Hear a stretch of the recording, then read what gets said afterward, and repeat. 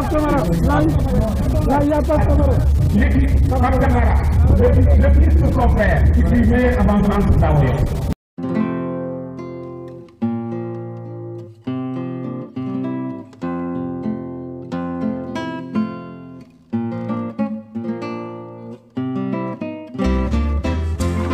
Nous, on l'appelle Faïdé dans l'armée parce que moi j'ai fait le bulletin militaire aussi, je l'ai vu.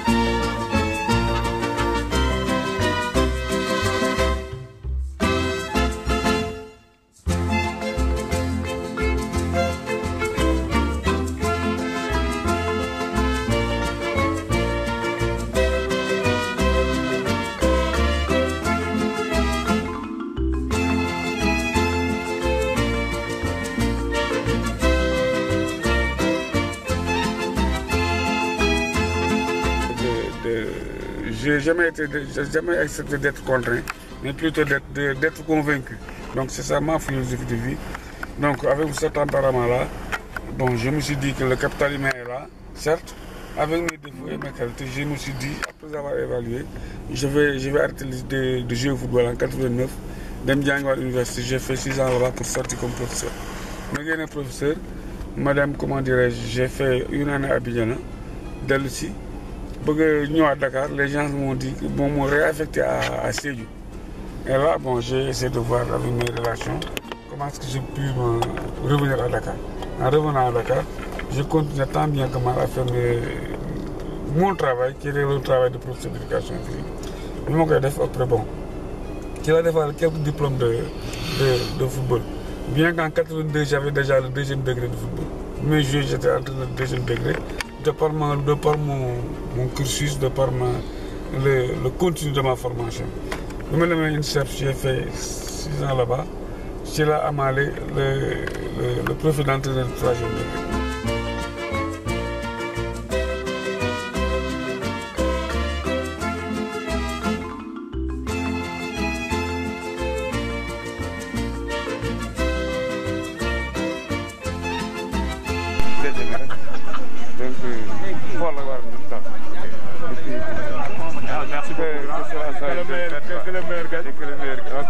En venant à Navetan, j'étais déjà champion national universitaire.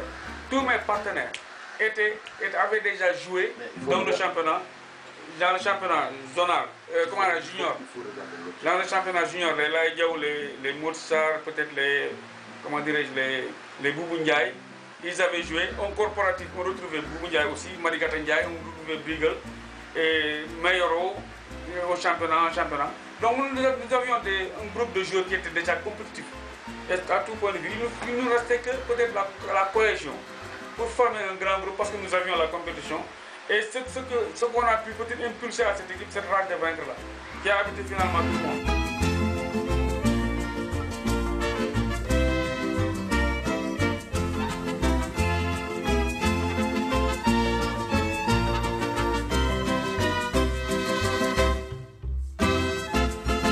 Donc ce qui a lieu par rapport à ça, j'ai eu un petit problème peut-être de compréhension avec l'entraîneur Faye au début des matchs. Parce qu'on avait gagné déjà le tournoi, comment dirais-je, MSP, on avait gagné le tournoi MSP. À la finale, j'ai eu une blessure là, au niveau de l'œil là. Donc ce jour-là, j'ai eu une blessure de fait des habitants qui m'avaient lancé des projectiles. Castor. Bon, des castors donc. J'ai eu cette blessure-là. Je suis revenu dans les terrains. Dans un match de zone contre l'ASC DPL à Assomdiouf. C'est le premier match d'ailleurs qu'on a télévisé en Navetan. Donc ce jour-là, je n'avais pas de compétition. Du fait aussi de l'entraîneur qui me mettait tout le temps dehors. Jusqu'à ce jour-là, et comme je lui disais souvent, je vais jouer, Inch'Allah. Qu'il te plaît, non, peut-être ce n'était pas ce qu'il fallait dire, mais je lui ai quand même dit ma vérité pour dire que j'étais compétitif et je devais jouer dans l'équipe parce que je suis né à Derklé. j'ai une motivation, je suis né à Derklé, j'habite Derklé, je veux que Derklé gagne, j'ai la compétition, je vais jouer ma partition, je jouerai, qu'il te plaise ou pas, je jouerai. Et la veille du match contre Derklé, c'est bon, je lui veux beaucoup de respect, beaucoup de considération. C'est le moment de le dire. La veille du match, il est venu me convoquer, comme je lui avais dit. Et ce jour-là, il y avait le Dieu Gaboussar, gaucher son petit gaucher Paye, gaucher Sidibé, le petit frère Abbas Sidibé, Bas Sidibé, lui-même Moussa Fassad, devant G. Pagabou. Ils m'ont appelé, je suis venu. Ils m'ont dit que c'est pour la match. Je me rappelle, je lui ai dit que tu t'avais dit que je vais jouer, qu'il te plaise ou pas. Parce que moi, je suis là pour jouer.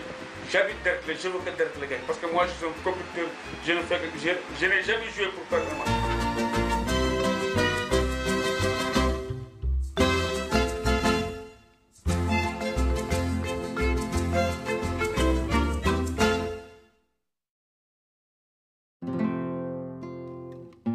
Donc ce jour-là, c'était pour un premier match.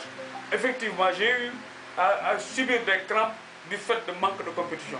Si je peux m'exprimer comme ça, parce que je suis resté complètement sans jouer. Je n'étais pas fatigué sur le plan, j'étais très bon. Mais ce jour-là, j'avais des crampes malheureusement, pour vraiment tenir le match. Donc bon, passé ce jour-là, après on est allé, on a perdu ce match-là. Et ça nous a fait beaucoup de bien de nous retrouver. Et on a gagné les autres matchs et on s'est retrouvés en match de qualificatif contre Baba. Ou si on faisait match nul, non, Rudis, si on faisait match nul, Rudis, si on faisait match nul, on était éliminé. Non, non, c'est pas ça. Mais on devait, à la mi-temps, on était à 0-0. Là, j'ai eu une blessure, on m'a cousu la lèvre inférieure. Après une blessure, après un choc avec le gardien de but. Parce qu'il fallait coûte que coûte qu'on gagne ce match-là. On voulait voulu me sortir, j'ai dit non, il faut qu'on continue. Et ce jour-là, on a gagné par 3 heures finalement. Et comme tu dis, j'ai été le troisième buteur de ce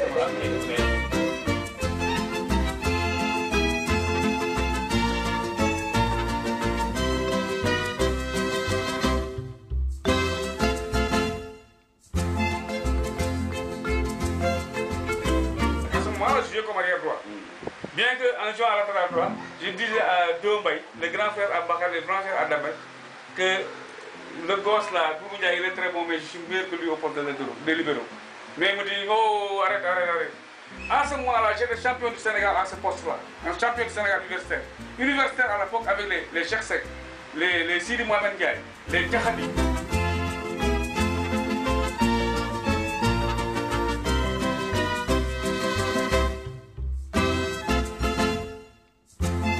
Et le jour de la finale, quand Boumia était déjà blessé, on a joué 5 minutes ou 10 minutes après. En fait, les joueurs de Castor, de Derklé, savaient qu'il était blessé. Ils ont fait un contact sur lui, il est sorti. Et Faye m'a demandé d'aller jouer dans l'Est pour la première fois. Et comme moi, j'étais un peu expérimenté par rapport à ce poste-là. Et j'étais très compétitif. Je me suis permis de prendre mes responsabilités et d'organiser un match avec pratiquement pendant 420 minutes une ligne montante qui m'a permis de continuer les assauts de Derklé. Donc, il me fallait me concentrer après avoir pris information sur le latéral droit. Quand ils attaquaient l'autre côté gauche, je prends l'information de la position du latéral droit et je venais, c'était Brigel, je prenais ça le bras, je sortais avec lui, je lui prenais le bras, je sortais avec lui. Pendant 120 minutes, et comme ça on est parti pratiquement en série de penalty. Et ce jour-là, comme je sentais, et par expérience, que j'avais fait un bon match, je me suis refusé, je me suis dit qu'en général, les joueurs qui font de bons matchs, ils tirent des penalty, ils les ratent. Donc c'est pourquoi je n'ai pas tiré pendant cette série.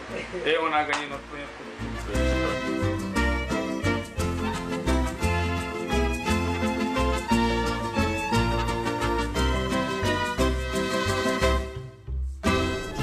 Après ci laa ñëw bon di sorti football bi di encadrer fi di entraîner fi ay équipe ci équipe yi ma entraîné y a les Espoirs de Bignona entraîné Espoir de Bignona entraîné naa Xam-Xam entraîné naa Jaraaf entraîné naa Asfa bon ak US Gorée quand même quoi qu'on puisse dire US Gorée am na benn année boo xam ni mooy bi ko ma Yacine Mar yore en fin de saison man ak Jean pratiquement ñoo terminé année bi.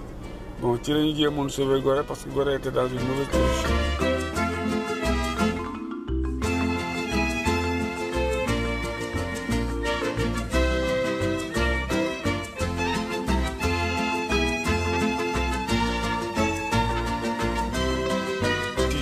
j'ai eu pendant 2 ans à solliciter les dirigeants de l'ASC Walidane pour prendre le récépissé de l'ASC Walidane pour l'introduire en division régionale. Mais j'ai rencontré d'énormes difficultés. Ci énormes difficultés, ça à l'époque, moi, j'ai joué pratiquement sur une génération, j'avais pour objectif de faire de Walidane une équipe de première division. Mais j'étais mal compris. J'ai trimé pendant 2 ans à chercher le récépissé de Walidane. Je me suis dit que je me suis Bass, Garimadi, Sar. J'ai fait pendant 2 ans pratiquement tous les dirigeants pour dire un récépissé de Walidane, division régionale, régionalement, deuxième division, première division. Je sais que si nous avons une capacité de Derklé, nous avons une Derklé. Déjà entente boobu nga xam ne dañu am équipe am nañu terrain dañu doon wàcce ñëpp ñu jouer 1 an régional dem deuxième division dem première division am équipe d'élite et boobu moment vraiment moment boo xalaatoon naa ne on a raté un tournoi quand même parce que je pense que nous n'avions pas de dirigeants qui avaient des visions quoi. C'est dommage quand même.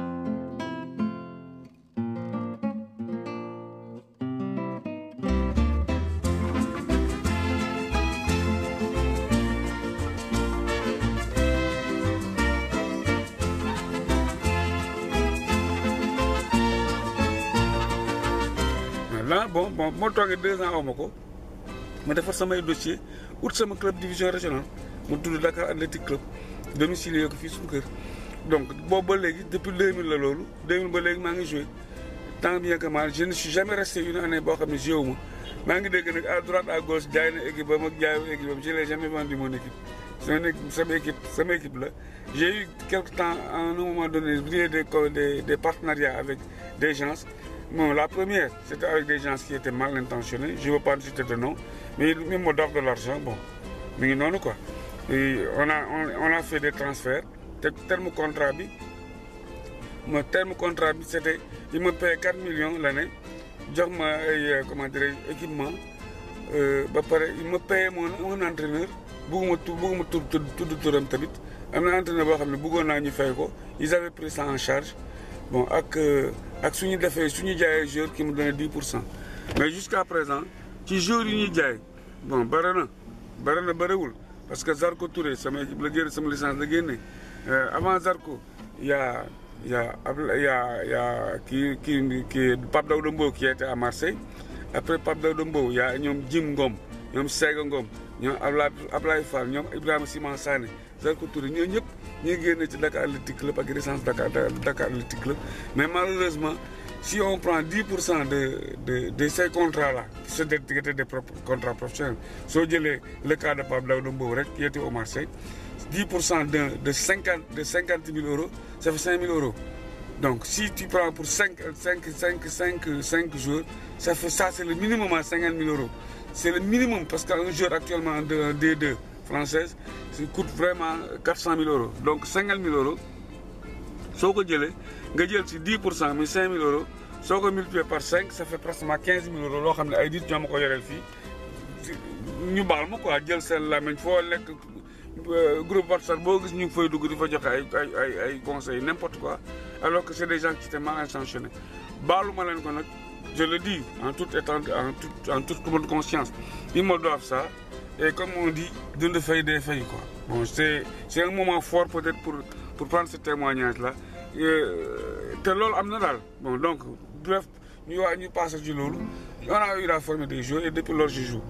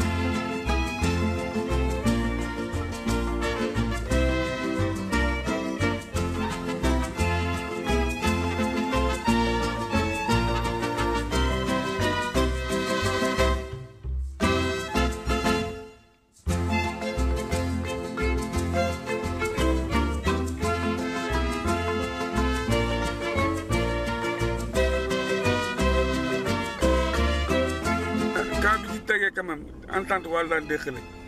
Jusqu'à présent, personne ne m'a approché pour me faire part de ça. Peut-être il voit en moi peut-être un adversaire. Même en Derklé, il a judo, quelqu'un ne me fait. Et je le revendique. Bon, beneen bi mooy que bi ñu tegee entente boobu nee naa Matar Diouf jëlal Dakar AC il me laissera pas mentir Matar Diouf ma jël booy El Hadj Ndiaye doomu Sidi Ndiaye ne ko nga def administratif bi ngeen seet ndax yéen ak waa Dekhele dans ce cadre-là vous pouvez travailler. Pour te dire que les gens quelquefois Ablaye sont trop mauvais, on a demandé aux gosses de Derklé de ne pas jouer. Et je donne pour preuve Boy Gilo. Si vous l'approchez, il vous dira exactement, il vous confirmera mes dires. Pendant 2 ans, je suis resté 2 ans pour nous jouer en division régionale. Ils ont demandé aux gosses de ne pas jouer. Matar n'est pas parvenu à avoir 20 jours pour jouer en championnat. Donc je me suis retiré dans mon coin. Je joue actuellement sur 6 catégories. Si on mettait un championnat sur 6 catégories, il n'y a que le football féminin où je ne pourrais pas participer parce que je n'ai pas une équipe féminine. Donc, tout ce qu'on fait, je mène mon bout de chemin tranquillement, sans bruit ni tam-tam, de sentir yalla ci lolu quoi.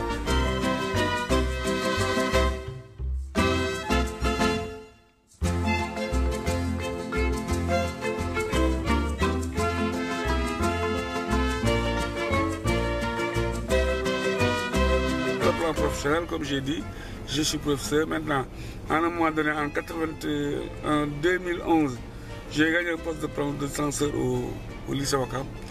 Et puis en 2015, je me suis retrouvé proviseur au lycée Pikines. Pour la bonne cause. Mam Abdou Daf Maner Sabakol, lycée Bob Mangoutou de lycée Mam Abdou Aziz Sy Dabakh. C'est le seul établissement public du Sénégal qui porte le nom de Mam Abdou.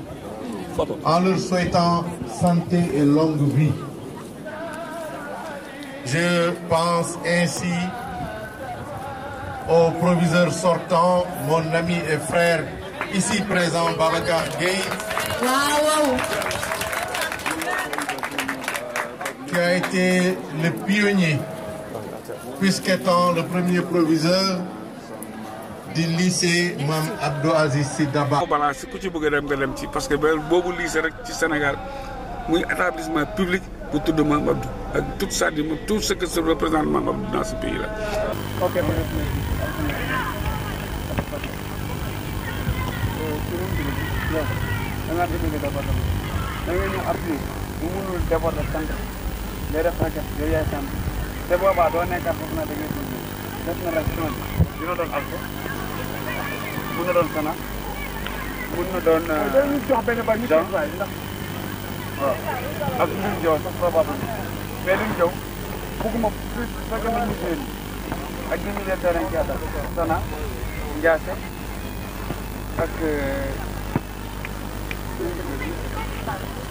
tout le monde conseille la joxoon tu attaques à 50-50 def ko ren 55 parce que bu ne 10 la tu attaques à 50 sinon 60 défensif à 40%. Sana offensif 100%. Mu nga xëcc ci côté moom mu samp wala samp dara dama xam ne y a une faille au niveau du système éducatif sénégalais. Donc parce que le système éducatif sénégalais ne prend en compte que les enfants à partir de 6 ans. Ceux qui ont des moyens, ils peuvent amener leurs enfants au jardin d'enfants, mais ceux qui n'ont pas les moyens, donc de la naissance à 6 ans, tu n'as pas l'opportunité, à part la famille, la rue, pour avoir ce qu'on appelle des milieux éducatifs et les médias aussi. Et là, c'est des sources de dépravation. Donc c'est une faille du système éducatif sénégalais de ne rien prévoir à ce niveau.